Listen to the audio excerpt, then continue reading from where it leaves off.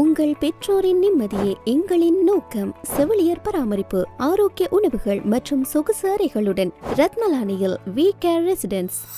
இத்தளத்தில் மிக குறைந்த கட்டணத்தில் விளம்பரம் செய்திட இன்றே தொடர்பு கொள்ளுங்கள். வணக்கம். இன்று கொழும்பிலே ஒரு துப்பாக்கி சூட்டு சம்பவம் பதிவானது. அந்த துப்பாக்கி சூட்டு சம்பவத்தில் ஒருவர் பலியாகி இருக்கின்றார். இவர் கஞ்சுபானி இம்ரானின் நெருங்கிய உறவினர், அதாவது மாமா முறை என்று சொல்லப்படுகின்றது. இந்த நிலையில் அவர் உயிரிழந்திருக்கின்றார். ஒரு வியாபாரி, இனம் தெரியாத 2 துப்பாக்கிதாரிகள் மோட்டார் சைக்கிளில் தான் வந்திருக்கிறார்கள். இதில் ஒருவர் மிக அருகிலே வந்து இந்த குறித்த நபரை இலக்கு வைத்து தலையை நோக்கி தான் இந்த துப்பாக்கிச் சூட்டை நடத்தி இருக்கின்றார்கள். பின்பகுதியில் சிசிடிவி காட்சிகள் வெளியாகி இருக்கின்றது. நான் உடனே அந்த இடத்திற்கு சென்று அங்கு நிலவரங்கள் என்ன மாதிரியானது என்பதை எங்களுடைய கேமராக்களில் ஒளிப்பதிவு செய்து வந்த நிலையில் உங்களுக்கு இப்பொழுது அந்த காட்சிகளை காணக்கூடியதாக இருக்கும்.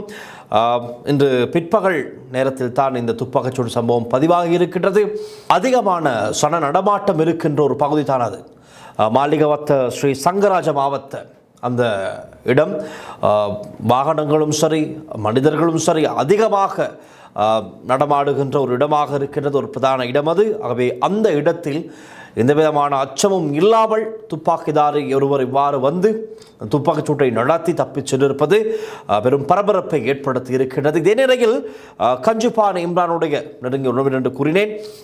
அதே போலதான் கஞ்சுபானி இம்ரானுடைய நண்பர், அவருடைய வலையமைப்பில் இருக்கின்ற மிக முக்கியமான ஒரு நபர் ரத்மலான சைமான். இன்று அவர் உட்பட 3 பேர் சற்று முன் கட்டுநாயக்க விமான நிலையத்தை வந்தடைந்திருக்கிறார். அதாவது போலீசார் அழைத்து வந்திருக்கிறார்கள்.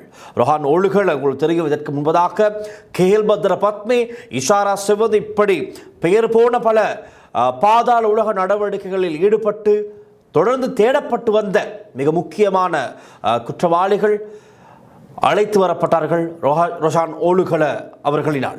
இதே போலத்தான் கஞ்சுபானி இம்ரானை தேடித்தான் இந்த முறை ரொஹான் ஓழுகள மலேசியா நோக்கி சென்றிருந்தார். ஆனால் இவர் வருவதை இலங்கை போலீஸ் திணைக்களத்தில் இருக்கின்ற ஒரு சிலர் எப்படியோ கஞ்சுபானி இம்ரானுக்கு தகவல் கொடுத்திருக்கிறார்கள்.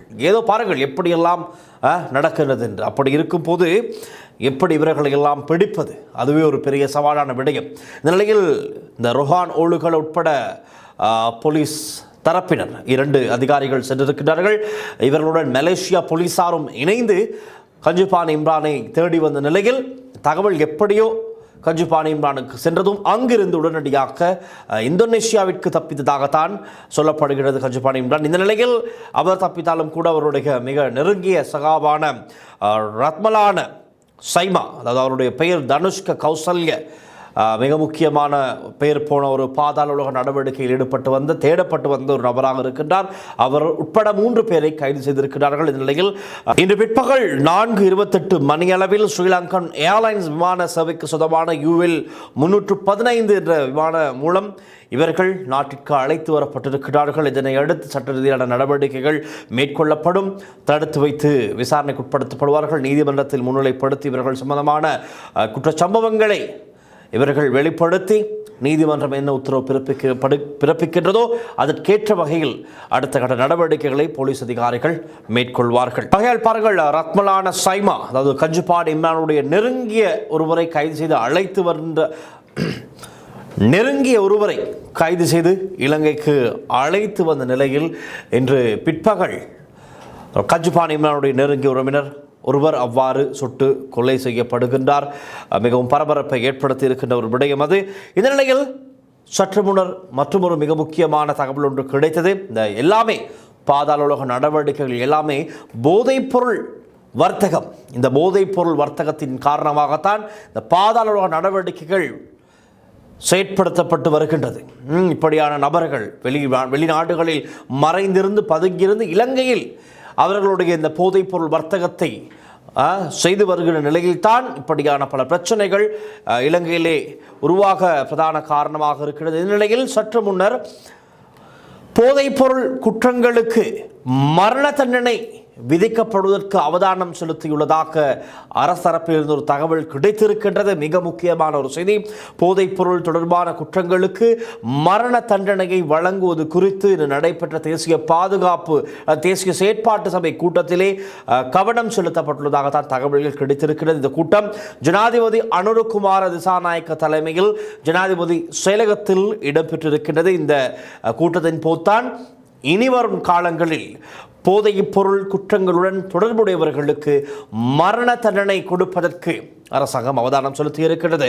போதைப் பொருள் கடத்தல் மற்றும் குற்றச்செயல்கள் தொடர்பில் மக்கள் அச்சமின்றி வாழக்கூடிய பாதுகாப்பான சமூகத்தை உருவாக்குவது குறித்து கூட்டத்தில் கலந்துரையாடப்பட்டிருக்கிறது. முழு நாடும் ஒன்றாக தேசிய செயற்திட்டம் அது சம்பந்தமான கூட்டத்தின் போதுதான் இந்த முடிவு எடுக்கப்பட்டதாக சொல்லப்படுகின்றது. போதைப் பொருள் கடத்தல் மற்றும் குற்றச்செயல்களை கட்டுப்படுத்துவதற்காக கடுமையான சட்டங்கள் மற்றும் விதிமுறைகளை நடைமுறைப்படுத்த வேண்டியதன் அவசியம் குறித்து ஜனாதிபதி அனுரகுமார திசாநாயக்க தலைமையிலான இந்த கூட்டத்திலே கலந்துரையாடப்பட்டிருக்கிறது. குறிப்பாக போதைப் பொருள் தொடர்பான குற்றங்களுக்கு மரண தண்டனை வழங்குவது தொடர்பான விடயம் தேசிய மட்டத்திலான இந்த கூட்டத்தில் கவனத்திற்குள் எடுத்துக் கொள்ளப்பட்டுள்ளதாக தெரிவிக்கப்படுகின்றது. ஜனாதிபதி ஊடகப் பிரிவு வெளியிட்ட தகவலின்படி போதைப் பொருள் மற்றும் குற்றச்செயல்கள் தொடர்பில் அச்சமில்லாத சமூகத்தை உருவாக்குவதற்கான நடவடிக்கைகள் குறித்து முக்கியமாக பல முடிவுகள் எடுக்கப்பட்டிருக்கிறது. ஆனால் இறுதி முடிவு அல்ல. இப்போதைக்கு பேச்சுவார்த்தைகள் தான் ஆரம்பமாகி இருக்கிறது. இதற்கு அடுத்த கட்ட நடவடிக்கைகள் எப்படி அமையும் என்பதை நாங்கள் உடனுக்குடன் தகவல்கள் கிடைத்து உங்களுக்கு சொல்ல தயாராகவே இருக்கின்றோம். எனினும் மரண தண்டனை தொடர்பில் இறுதி முடிவு எடுக்கப்பட்டதாக இதுவரை சொல்லக்கூடியதாக இல்லை. ஆனால் அவதானம் செலுத்தப்பட்டிருக்கின்றது. இப்படி செய்தால் சிறப்பு, இதைத்தான் செய்ய வேண்டும். இனி இந்த போதைப் பொருள் கலாச்சாரத்தை பாதாள கலாச்சாரத்தை முற்றாக ஒழிக்க வேண்டும் என்றால் நிச்சயமாக மரண தண்டனை கொடுத்தே ஆக வேண்டும் என்று பலர் கோரிக்கை முன்வைத்து வந்தார்கள். எங்களுடைய நிகழ்ச்சிகள் எங்களுடைய காணொளிகளுக்கு கீழே நிறைய பேர் கமெண்ட் செக்ஷனில் எழுதுவார்கள், உடனடியாக இவர்களை போன்றவர்களை மரண தண்டனை கொடுக்க வேண்டும். இவர்களுக்கெல்லாம் இவர்கள் காரணமாகத்தான், இவருடைய செயற்பாடுகள் காரணமாகத்தான் நாட்டிலே போதைப் பொருள் பழக்கம் அதிகரிக்கின்றது. அதே போல இந்த பாதாள உலக நடவடிக்கைகள், துப்பாக்கிச்சூட்டு சம்பவங்கள், துப்பாக்கிச்சூட்டு கலாச்சாரமே அதிகரிக்க காரணம் இவர்கள் தான். இவ்வாறானவர்களுக்கு உடனடியாக மரண தண்டனை விதிக்க வேண்டும் என்று பலர் கோரிக்கை முன்வைத்திருந்தார்கள். ஆனால் இன்று இது சம்பந்தமாக அவதானம் செலுத்தப்பட்டிருக்கின்றது. பார்ப்போம் இனிவரும் நாட்களில் இது சம்பந்தமான அரசாங்கத்தின் இறுதி முடிவுகள் என்ன என்பது குறித்தும் எங்களுக்கு தெரிந்து கொள்ளக்கூடியதாக இருக்கும். போதைப் பொருள் தொடர்பான குற்றங்களுக்கு மரண தண்டனை வழங்கப்படுவது குறித்து இப்பொழுது அவதானம் செலுத்தப்பட்டிருக்கிற நிலையில் நாங்கள் இப்பொழுது அந்த காட்சிகளுக்கு செல்லலாம்.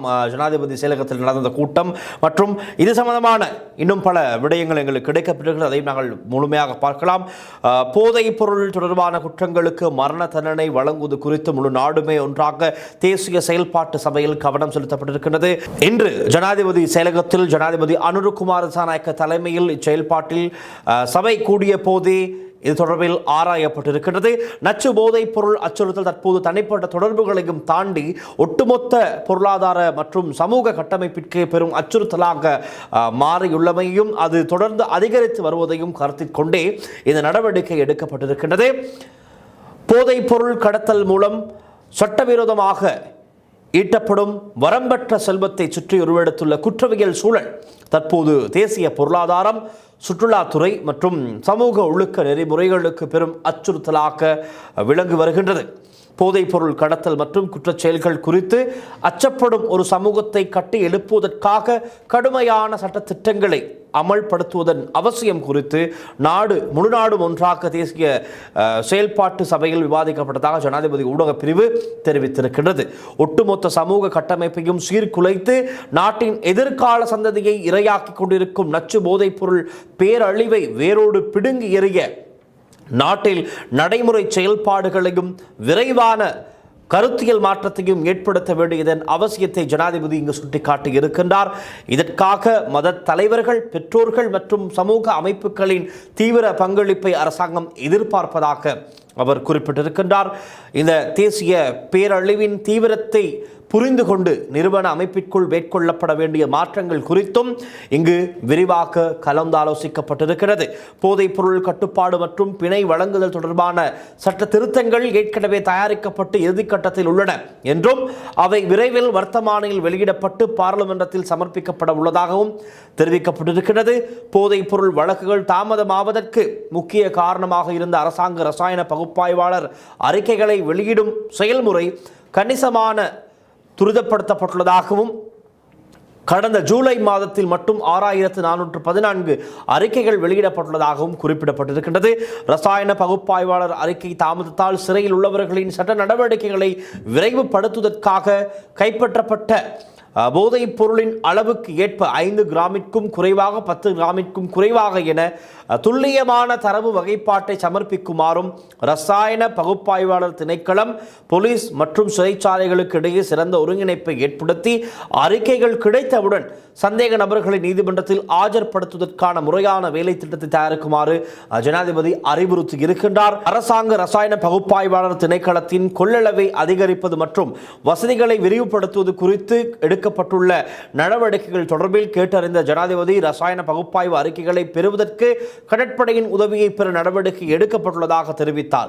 பாதுகாப்பு கேமரா அமைப்புகளை பொருத்துவதற்கு தேவையான நிதி ஒதுக்கீட்டை மேற்கொள்வதற்கும் ஜனாதிபதி உத்தரவிட்டுள்ளதாக ஜனாதிபதி ஊடகப் பிரிவு வெளியிட்ட அறிக்கையில் மேலும் தெரிவிக்கப்பட்டிருக்கிறது. ஆகவே முழு நாடும் ஒன்றாக தேசிய செயற்திட்டம் சம்பந்தமான இந்த மிக முக்கியமான ஜனாதிபதி தலைமையிலான கூட்டத்தின் போது மிக முக்கியமான வரவேற்கக்கூடிய பல முடிவுகள் எடுக்கப்பட்டிருக்கின்றது. நான் நினைக்கின்றேன் இந்த முடிவுகளை அதனடியாக அமுல்படுத்தினால் நிச்சயமாக ஒரு பெரும் மாற்றத்தை உணரவும் காணவும் முடியுமாக இருக்கும் என்று எதிர்பார்க்கப்படுகிறது. பார்க்கலாம் அடுத்தடுத்த அறிவிப்புகள் எப்படி அமையும் என்று. இந்த செய்திகளுடன் இன்னும் ஒரு செய்தி தான் சொல்லியாக வேண்டும். இஷாரா செவ்வந்தி, நான் ஏற்கனவே குறிப்பிட்ட ரோலுகளை உட்பட குழுவினர் இந்தோனேஷியாவிற்கு சென்று அதே போல் அவர் இந்தோனேஷியாவில் சென்று கேல்பத்ர பத்மே தரப்பை பிடித்து வந்ததை போல் நேபாளத்திற்கு சென்று இஷாரா செவ்வந்தியை கைது செய்து அழைத்து வந்தார்கள். அதற்கு பிறகு அவர் தடுத்து வைத்து விசாரணைக்கு உட்படுத்தப்பட்டார். 90 நாட்கள் பயங்கரவாத தடைச்சட்டத்தின் கீழே அவர்கள்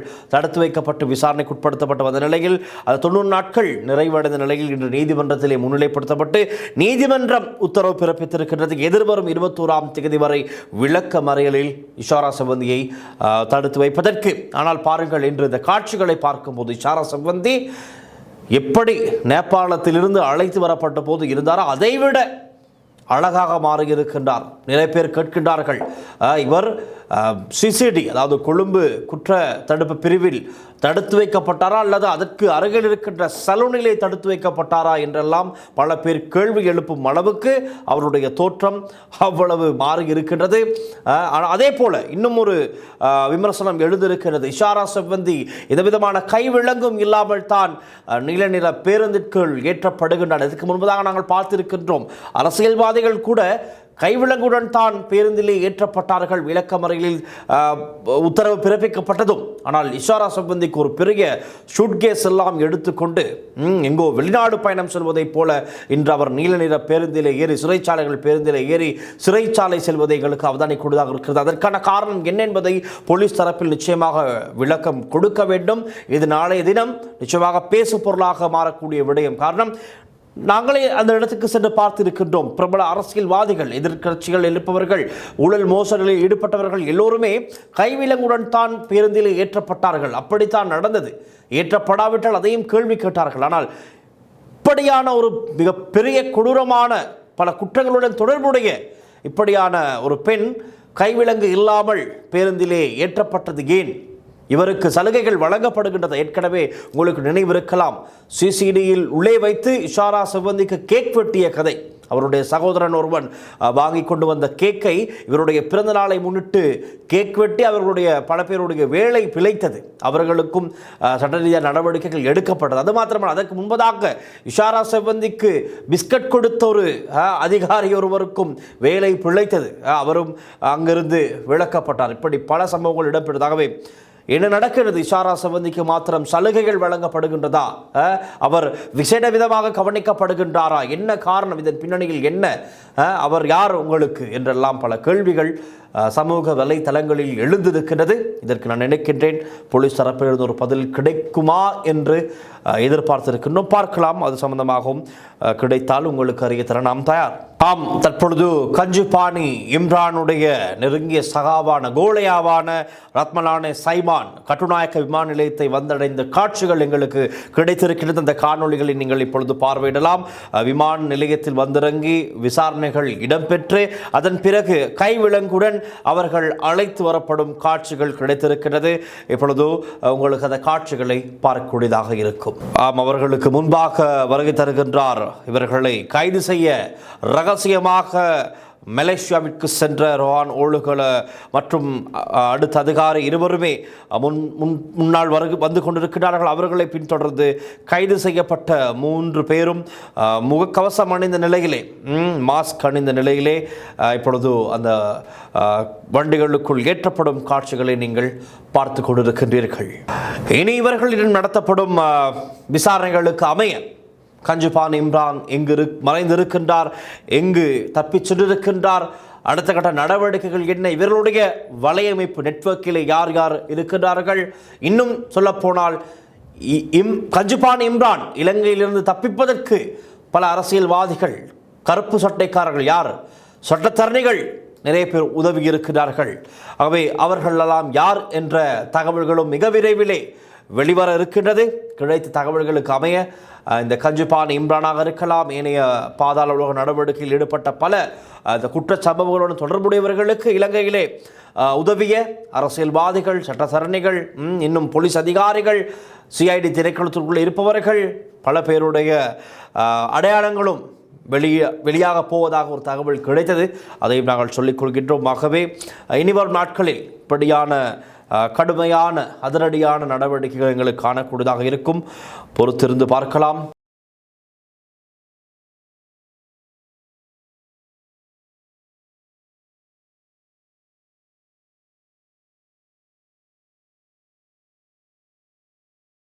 அந்த செய்தியுடன் இன்னும் ஒரு காணொளி காட்சியும் எனக்கு கிடைத்தது. அதாவது கொட்டாஞ்சேனை பகுதியிலே ஒரு இளைஞன் வீட்டின் கூரை மீது ஏறி நின்று மிகவும் கடும் விரக்தியிலே கோபமாக ஏதோ ஒன்றை தேடுவதைப் போல, கொஞ்சம் மனநலம் பாதிக்கப்பட்டதைப் போல தான் அந்த இளைஞர் காணப்பட்டார். கொட்டாஞ்சேனை பகுதியில் தான் இன்று இந்த சம்பவம் பதிவானது. பாருங்கள், சிவப்பு நிற டிஷர்ட் அணிந்த ஒரு இளைஞன் இவ்வாறு வீட்டின் கூரை மீது ஏறி நின்று என்ன செய்கிறார் என்றால், போதைப் பொருள் பாவனைக்கு உள்ளான ஒரு இளைஞன் தான் இவர். இப்பொழுது போதைப் பொருள் இல்லாத காரணத்தினால், இந்த நபருக்கு கிடைக்காத காரணத்தினால், கடும் விரக்தியிலே எதுவும் செய்து கொள்ள முடியாத காரணத்தினால், அந்த ஏதோ ஒரு மனக்குழப்பம், இந்த விரக்தியின் காரணமாக வீட்டின் கூரை மீது ஏறி நின்று ஒரு ஆர்ப்பாட்டம், ஒரு எதிர்ப்பை வெளிப்படுத்தி இருக்கின்றார். அவருக்கு போதைப் பொருள் வேண்டும் என்று வெளிப்படையாக கேட்டிருக்கின்றார். பாருங்கள், எவ்வளவு பெரிய ஆபத்தான ஒரு சூழ்நிலைக்கு தள்ளப்படுகின்றார்கள் நம்முடைய இளைஞர்கள். இதுதான் தவிர்க்கப்பட வேண்டும், இது முற்றாக ஒழிக்கப்பட வேண்டும். இப்படியான சம்பவங்கள் இது இப்படியே சென்றால் இன்னும் நிலைமை மோசமாய் கொண்டிருக்கும். இப்பொழுது முன்னெடுக்கப்படுகின்ற அரசு தரப்பில் முன்னெடுக்கப்படுகின்ற இந்த அதிரடி நடவடிக்கைகள், தேடுதல் நடவடிக்கைகள், அதே போல இந்த போதைப் பொருள் ஒழிப்பு செயற்திட்டங்கள் காரணமாக ஓரளவு எல்லாமே கட்டுப்பாட்டுக்குள் கொண்டு வந்த வண்ணம் தான் இருக்கின்றது. ஆனால் இன்னமும் இந்த போதைப் பொருள் வர்த்தகம் செயற்பட்டு கொண்டு தான் இருக்கிறது, இன்னும் ஆக்டிவில் தான் இருக்கின்றது. அவை முற்றாக ஒழிக்கப்பட வேண்டும், கட்டுப்பாட்டுக்குள் கொண்டு வரப்பட வேண்டும்.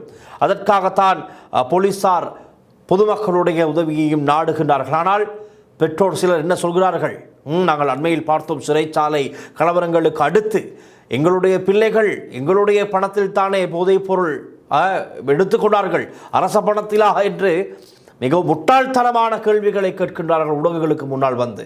அதெல்லாம் ஏற்றுக்கொள்ள முடியாது. யார் எப்படியாக இருந்தாலும் சட்ட ரீதியான நடவடிக்கைகள் எடுக்கப்பட வேண்டும், கடுமையான சட்ட நடவடிக்கைகள் எடுக்கப்பட வேண்டும். இல்லை என்றால் இந்த சமூகத்தை திருத்த முடியாது, நல்வழிப்படுத்த முடியாது.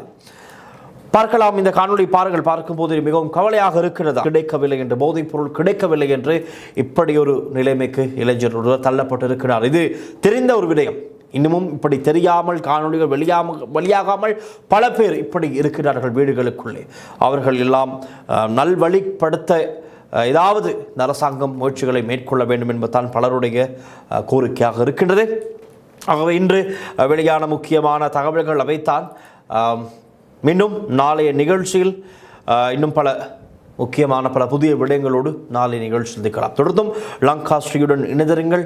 ஒளிப்பதிவாளர் விஜயகுமாருடன் நான் டில்ஷான் வின்சன். நன்றி, வணக்கம்.